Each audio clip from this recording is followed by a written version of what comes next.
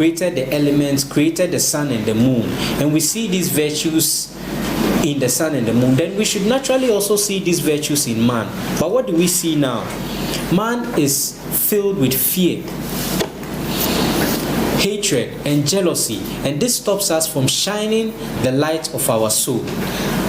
We also don't understand ourselves. We don't understand who and what we are, and so there is a lot of confusion in us. We don't know our abilities, our strengths, our weaknesses, and all this stops us from shining the light of God's. That stops us from shining God's light in our soul. We are also not focused on what we are, because we don't know what our goal is, or we are distracted by what others are doing. So instead of focusing on what we are good at or what our goal is, we are rather focusing on what other people are doing, and this distracts us from attaining success or achieving whatever goal we have to achieve. We also don't exhibit discipline, and so because of this, we make unnecessary excuses for things that we know we are meant to do. We are also not patient, and because of this, it doesn't make us wait our turn in life, because in life everybody has their turn to shine at a particular point. But because we see others progressing in certain ways, we feel that we also need to progress in those ways. So we become impatient and start to do all manner of things to acquire the things that we need to acquire. And most importantly, we lack knowledge of self. Now, God is the bigger light, and all of humanity has emerged from this light of God. And so we need to discover which ray of light that each individual is, and allow this ray of light to shine in and through us. And this is what I mean by let your soul shine. Once you discover what ray of light you are, and you allow this light to shine, you are allowing your soul light to shine, just like all the elements are doing. And I would explain that. So what does the Bible tell us? In Matthew 5:14-16, I read, "Ye are the light of the world. A city that is set on an hill cannot be hid. Neither do men light a candle and put it under the bushel, but on a candlestick, and it giveth light unto all that are in the house." Verse 16, "Let your light so shine before men, that they may see your good works and glorify your Father which is in heaven." So the Bible is also telling us not to allow fear, jealousy, and hatred to stop our shine, but we are supposed to shine our light so bright that it benefits all of humanity, and our Creator is also glorified in this way. So let's look to nature. If we look at the elements are freely doing what they are meant to do. They are freely expressing their purpose and freely shining the light of God that they are meant to shine. For instance, you take the spirit of the air. Now the air doesn't care who you are. The air doesn't discriminate. Whether you are a criminal, you are a rapist, you are a killer, you are a murderer, or you are a righteous soul. The air's duty is to give life, and it gives life freely to all, without discrimination. So does the spirit of the sun. Gives off its light freely to all. The human race is benefiting from the sun. The animal race, the plant race are all benefiting from the sun. And the sun doesn't say that these are the good ones, so I'm only going to shine my light on them, or these are the bad ones, so I'm not going to shine my light on them. The sun gives its light freely to all. So it is with the water. Regardless of who you are, when you drink water, it will quench your thirst. Whether you just murdered someone or you just raped someone, if you pick a glass of water to drink, it will quench your thirst the same way it will quench the thirst of the righteous man. So the elements are not discriminating. What about the spirit of the earth? The earth also doesn't discriminate. It gives food to all. Anybody at all can go to any tree on the earth and pluck its fruits to eat. Whether you are a criminal or not, or you are a righteous man or not, the earth doesn't say that it feeds certain people and doesn't feed certain people. Its fruit is for all to enjoy.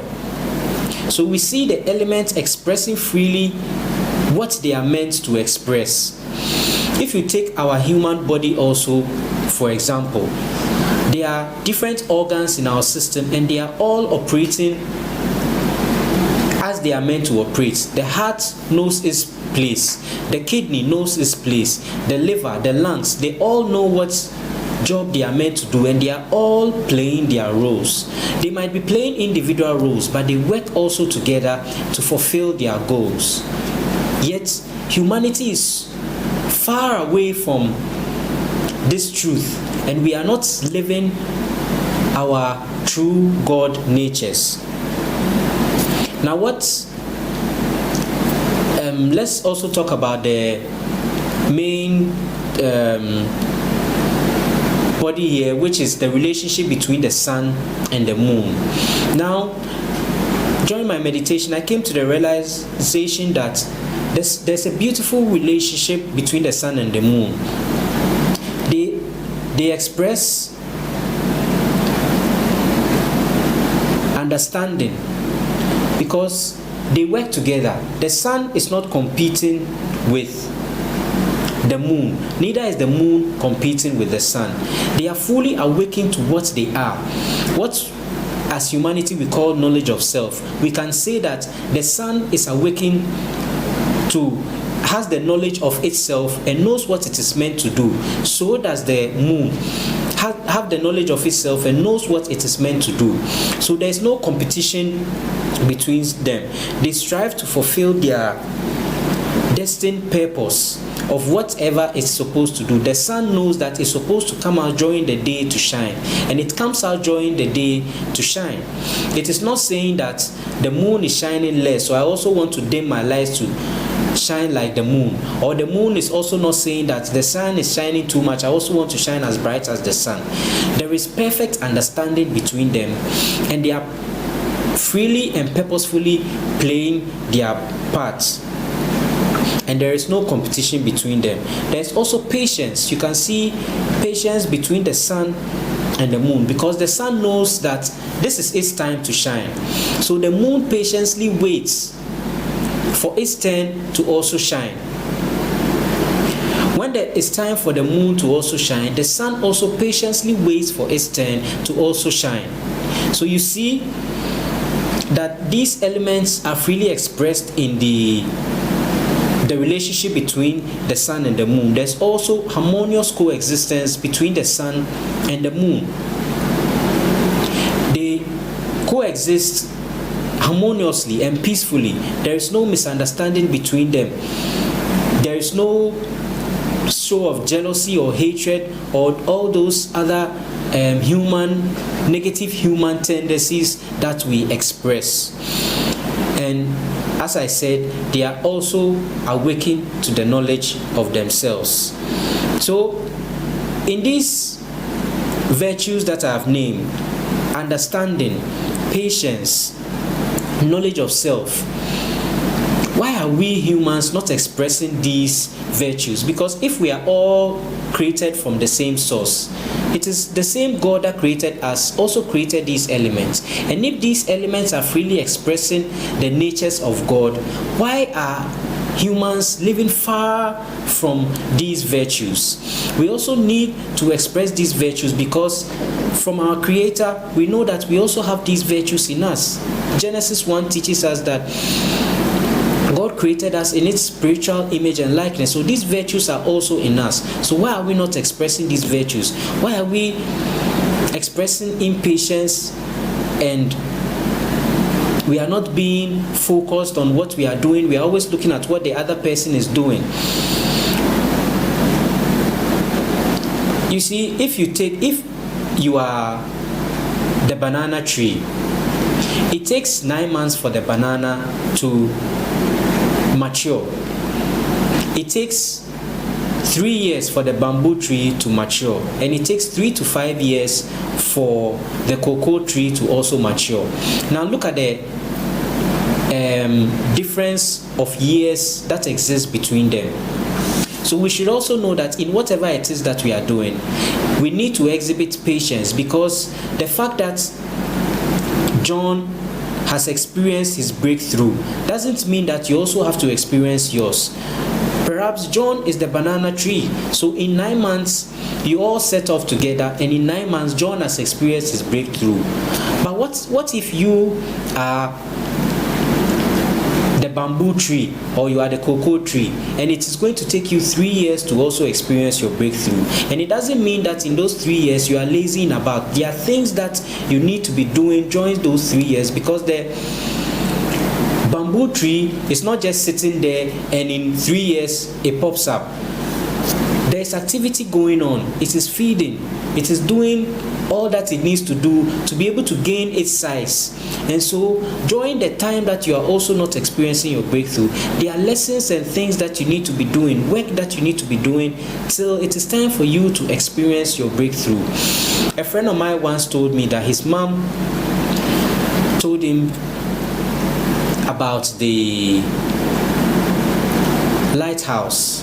Now if you take the lighthouse, the tower, there's a light that is spinning round, and regardless of where you are standing, it will get to a time where the light would flash on you. So this light is the breakthrough that we are talking about, because it has flashed on Kojo and you are seeing Kojo shine. Doesn't mean that it won't get to your turn, because it is spinning round. Whatever it happens, it will definitely get to your turn. So we need to exhibit patience and wait for our turn, for the light to shine also on us. And like I said, God is the bigger light, and we have emerged from God. And so we need to know which ray of light that we are in order to live this ray. And so you need to know who and what you are. You need to be awakened to yourself and what you are as human. What is your purpose here on earth? What are you here to give? And that's, once you discover that and you allow it to express freely, then you are allowing your soul light to shine on all. So you need to discover your knowledge of yourself, and this can be done in several ways. By joining a mission such as Ethereum Mission, Ethereum Mission believes a lot in self-development. And so when you come, we would help you to discover who and what you are. So you can look for any ministry, any church, any organization that believes in self-development or personal growth to help you to achieve this. And Ethereum Mission is one of such places. You can also get any of our books, which is, one of them is ELED, Essential Life Education. And this book would awaken you to essential educations in life. It will teach you who and what you are in your senses, in your gender, and in your persona. How do you operate in your senses? How do you operate also in your gender? When you understand that you are a man, and then as a man, there are certain characteristics that come with being a man, and you understand that with women, they also have certain characteristics, then conflict is reduced, because you understand that when the woman is acting in this way, you understand that it's natural of women to act as such. With persona also, there is a whole spiritual technology called spiritual persona, which will help you to awaken to your persona images. Now, God is characterized by 3 main things, which is love, intelligence, and creativity. Love, intelligence, and creativity. And these characteristics of God, love, intelligence, and creativity, can also be found in all of God's creation. Can also be found in all of God's creation. So what do we mean by love, intelligence, and creativity as a characteristic of God. Now, if you take a look in nature, there is a bonding energy that brings things together. And this is the evidence of God's love in nature. Look at the planets. They are all orbiting the sky. Every single solar system has a sun in which the planets are orbiting. And in this, you see the bonding energy of God that allows these planets to orbit the sky without them moving away from each other. There is a safe distance in which they are all operating and working together. So we see the bonding energy or the love energy of God expressed in these planets. There is also intelligence also expressed in these planets, because the planets are hanging in the sky. How is this happening? It takes an intelligence happening to make this work. We experience day and night because there is a happening in the cosmos that is allowing this day and night to happen. And all the seasons and things that we experience, it comes from an intelligent source that is allowing this to happen. And it's also happening very creatively. Even look at us human. Look at how we are created. The eyes, the nose, the lips, everything is well placed. Can you imagine what would happen if your eyes were behind your head? How would you see where you are going?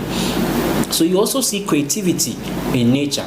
So if we see these things in nature, then we can easily say, because God created all things, we can easily say God is the creative love intelligence that we see around us. And if this is of God, then it is so also of us, that we are also loving, creative, and intelligent. So there are shades under this love, creative, and intelligence. For instance, with love, we have assistant, we have giver, we have kind, helpful, and caring. For intelligence, we have counselor, inspirer, teacher, open-minded, organizer. And for creativity, we have motivator, mentor, influential, dancer, cooker. All these are shades of love, intelligence, and creativity. Now, what you do with spiritual persona is you pick love, pick the shades of love, and in one sitting, write 50 evidences of the shade you've picked. So for instance, if you pick assistant, I am an assistant spirit, as in when I assisted, and as in when I assisted. So you list 50 evidences. Then you move to the next one, giver. Do so for love. At least you pick 5 shades and do 50 evidences each for love, and do the same for intelligence and creativity. And with that, you get to know the spiritual images of God that you operate through, because we all operate differently. Somebody might be more caring than you, but you might be more kind than the person. It doesn't mean that the person is better off than you. So once you awaken to the fact that you are more kind, then you are more confident enough to express this kind nature more, because you know that this is your nature, this is your persona. So that is for spiritual persona. For also love activation, which is the meditation that inspired this teaching, it's a tool that opens you to the love that is dormant within your own being, and the love that exists in all of humanity. So this is also done by bringing to mind evidences of love. Whenever you've loved, it doesn't matter if it's a love, who you've loved. It could be your parents, it could be your boyfriend, your girlfriend, your wife, your husband. It could be a toy, it could be a car, a house, anything that you feel love for. Just bring this feeling into your mind. It is not the thing that you are focusing on, but the love that you felt for either the person or the thing. And once you feel this love, you repeat this prompt several times. I feel me loving in the God field of love. I feel me loving in the God field of love. Then you begin to look in nature and feel you loving in elements that you see in nature. For instance, I feel me loving in God-loving field of the cosmos. As the cosmos, many planets, galaxies, solar systems in the planets, they are all orbiting the sky, but none of them is running into each other.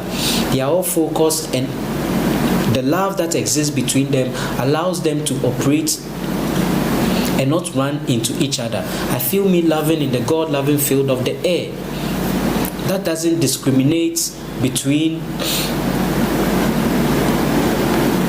humans. It gives life freely to all. I feel me loving in. So you pick anything in nature and feel the love that is expressing in and through this. This opens you up to the love within your own being and the love within all of nature. And once you are done with this, you can send this love feeling that you are feeling to any target. What you do is you feel yourself in the body of the person, breathe in this love that you are feeling, and breathe out the love onto the person. Or you can send the love also to Mother Earth. You breathe in this love that you are feeling and breathe out this love onto Mother Earth. So that is for love activation. Now once you allow your soul light to shine, what do you gain from that? You gain knowledge of self and of your abilities. Now you know that you are more caring or you are more kind, and so you begin to operate in those ways. It even gives you direction as to what kind of job you should go into, because if you know that you are a caring person, then you know that you can work in a hospital, you can work with children, you can work with old people, you can do things that allow you to express that caring nature that you have. You also become patient, because now you understand the happenings of life and you don't rush through life, and you are patient to wait your turn. You know that all things happen in time, and the light is continually spinning, and the time would come where it will fall on you for your light also to shine. It gives you also focus and determination. You are stress free. You don't stress about things, because now you are waking to what you are. You have deeper understanding of the happenings of life. You are dutiful. You know what your duty is and you focus on it. And it makes you also purposeful.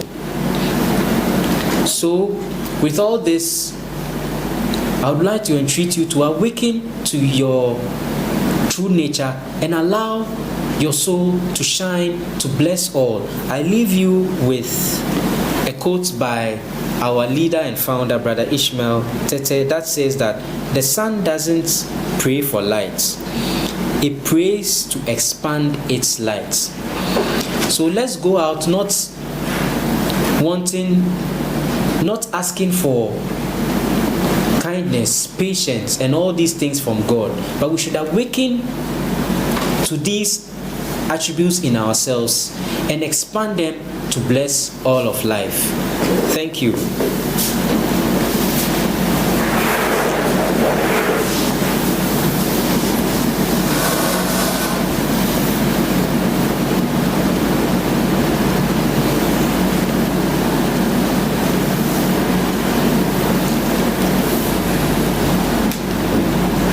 Well, I reckon Emmanuel is done for us today. He's done quite very well on that very huge and master topic. Let your soul shine. We are so thankful and grateful to him for the message that he's given to us today as well. Quite unfortunately, we might not be able to take any questions and contributions today, but certainly together with the technical team, we're doing all our best so that come next Tuesday, we will be able to take up your questions and your contributions on Hour of Awakening and Empowerment. So let's meet once again on Tuesday for another edition of Hour of Awakening and Empowerment. Until that, bye-bye.